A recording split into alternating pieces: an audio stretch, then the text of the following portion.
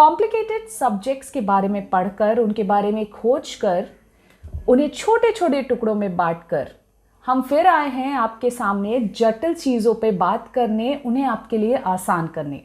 स्वागत है आपका मेक इट सिंपल में। ग्रेटा थनबर्ग का टूल किट ट्वीट कुछ इस कदर चर्चित हुआ कि आसार अब भारत में ज़मीनी स्तर पर देखने को मिल गए हैं। दिल्ली पुलिस ने 13 फरवरी को शनिवार को बेंगलुरु से एक 21 वर्षीय क्लाइमेट एक्टिविस्ट दिशा रवि को अरेस्ट किया और 14 फरवरी यानी कि कल दिल्ली कोर्ट में पेश किया, जहां पर उन्होंने दिशा के 7 दिन के लिए कस्टडी की मांग की। ड्यूटी मजिस्ट्रेट देव सरोहा ने दिशा की 5 दिन की पुलिस कस्टडी दी है और सिर्फ दिशा ही नहीं, अब 2 और एक्टिविस्ट्स निकिता जेकब और शांतनु के खिलाफ भी नॉन बेलेबल अरेस्ट वारंट जारी किए गए हैं। आज हम इस पूरे ट्वीट से संबंधित कुछ कठिन सवालों को आसान भाषा में तोड़ने की कोशिश करेंगे। जिस टूल किट के बारे में बार बार बात की जा रही है, आखिर वो टूल किट है क्या? ये टूल किट एक डॉक्यूमेंट है, एक दस्तावेज है जिसमें किसान आंदोलन का समर्थन या सॉलिडारिटी जताने के जरिए बताए गए हैं। जो लोग अपने अपने देश रह रहे हैं, भारत में नहीं हैं, दिल्ली के बॉर्डर्स तक नहीं पहुंच पा रहे हैं अपनी सॉलिडारिटी शो करने के लिए, वो लोग अपने शहर, अपने देश या अपनी लोकेलिटी में रहकर किसान आंदोलन को कैसे सपोर्ट कर सकते हैं, वो इस टूल किट में बताया गया था। और इसमें तमाम तरीके के लिंक्स दिए गए हैं जो किसान आंदोलन की ज़मीनी खबरें लोगों तक पहुंचाने के यूज़ में लाई जा सकती हैं। तमाम पेटिशंस के लिंक्स दिए गए थे। अगर ऑनलाइन कोई ट्वीट कर रहा है तो क्या हैशटैग्स यूज़ करने हैं, किन लोगों को टैग करना है, वो सब इस टूल किट में बताया गया था।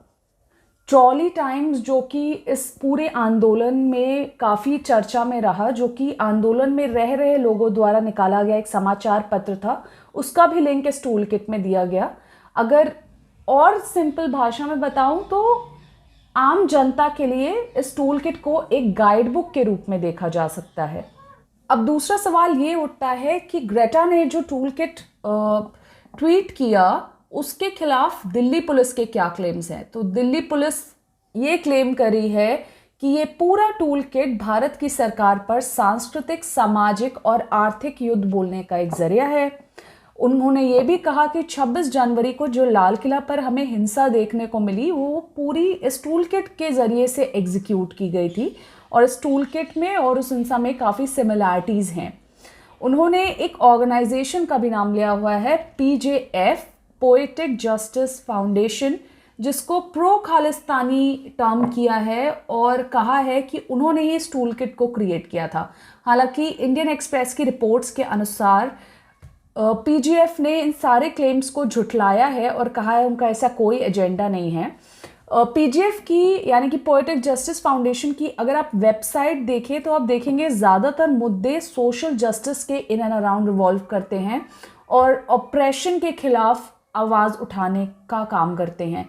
अभी उन्होंने एक नया कैंपेन शुरू किया है, आस्क इंडिया वाई, जिसमें वो फार्मर्स प्रोटेस्ट यानी कि किसान आंदोलन को प्राइम इंपॉर्टेंस दे रहे हैं और उससे संबंधित चीज़ों पर कठिन सवाल उठा रहे हैं। मुझे लगता है हमारा तीसरा सवाल होना चाहिए कि क्या पहले भी ऐसे टूल किट्स निकाले गए हैं और उपयोग किए गए हैं। तो जवाब होगा हाँ।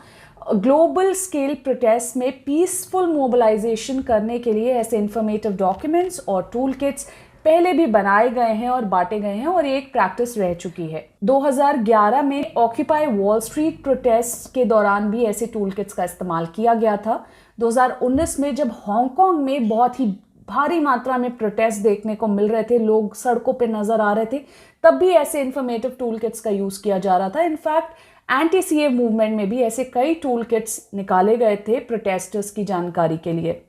इन टूल किट्स में ये भी बताया जाता है कि जब स्टेट एक्सट्रीम फोर्स यूज़ करे तो उससे किस तरीके से डील करना है। For example, in everyday life a protester might not know how to deal if the state is lathi charging or using tear gas or detaining them. So this toolkit educates them, informs them that in a difficult situation, when they are detained or they are tear gas, how do they respond to it? How do they deal with such a difficult situation? 2019 में Hong Kong protesters को इस tool kit के माध्यम से ही बताया गया था कि वो मास्क पहनकर प्रोटेस्ट के लिए जाएं, ताकि चाइना गवर्नमेंट द्वारा चिन्हित भी ना किए जा सके और टीयर गैस का भी सामना कर सकें। एंटी सीए मूवमेंट में भी डिजिटल डिसेंट कैंपेन के दौरान क्या हैशटैग्स यूज़ करने हैं, किन लोगों को टैग करना है, किन अथॉरिटीज़ को टैग करना है, ये सब कुछ ऐसे ही टूल किट्स के माध्यम से बताया जाता था। और हमारा आज का आखिरी सवाल जिसको हम सुलझाना चाहेंगे वो है कि दिशा रवि जो कि बैंगलोर से बिलोंग करती हैं, वो इस पूरे टूल किट ट्वीट से कैसे लिंक्ड हैं। तो 21 साल की दिशा रवि एक बीबीए स्टूडेंट हैं जो कि क्लाइमेट एक्टिविस्ट है and Fridays for Future India की one of the founding members भी हैं। उन्हें बेंगलुरु से इसलिए अरेस्ट कर लिया गया क्योंकि दिल्ली पुलिस का क्लेम है कि उन्होंने इस टूल किट डॉक्यूमेंट में कुछ एडिटिंग में पार्टिसिपेट किया था। दिशा ने इस बात को एक्सेप्ट भी किया कि उन्होंने इस डॉक्यूमेंट में 2 लाइनें एडिट की थी, पर जो टर्म्स दिल्ली पुलिस दिशा के लिए यूज़ कर रही है, 21 साल की लड़की के लिए की कॉन्स्पिरेटर, और जो चार्जेस लगाए जा रहे हैं सेडिशन के, वो बहुत ही गंभीर हैं। तो एक सवाल जो उठता है वो ये है कि क्या 21 साल की एक स्टूडेंट पर एक इंफॉर्मेटिव डॉक्यूमेंट जो पीसफुल प्रोटेस्ट मोबिलाइजेशन के लिए यूज़ किया जाता है को एडिट करने के लिए ऐसे गंभीर चार्जेस लगाए जाने चाहिए? इस सवाल का जवाब ढूंढना मैं आप पर छोड़ती हूँ। ऐसे ही हम आते रहेंगे कठिन चीज़ों को सुलझाने के लिए आपके लिए। देखते रहिए टाइम 8 कैपिटल।